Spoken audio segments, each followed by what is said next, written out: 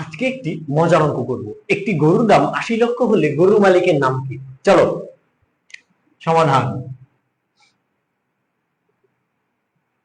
আমরা যেহেতু জানি না গরুর মালিকের কয়টি গরু রয়েছে, তাই গণিতের ভাষায় ধরে নেব।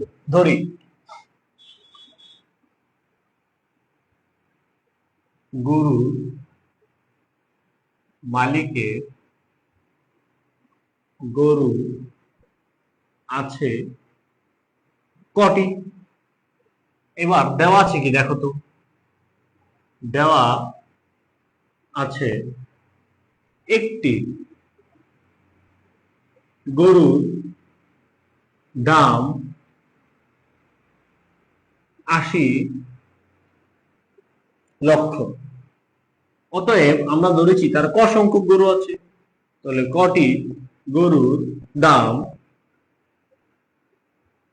৮০ গুণ ক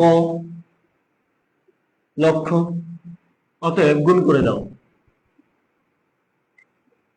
৮০ লক্ষ। তাহলে আমরা এখান থেকে একটা নাম পেলাম যার নাম হলো আশিক। তাহলে অতএব গরুর মালিকের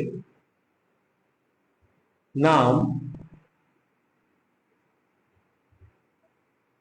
আশিক।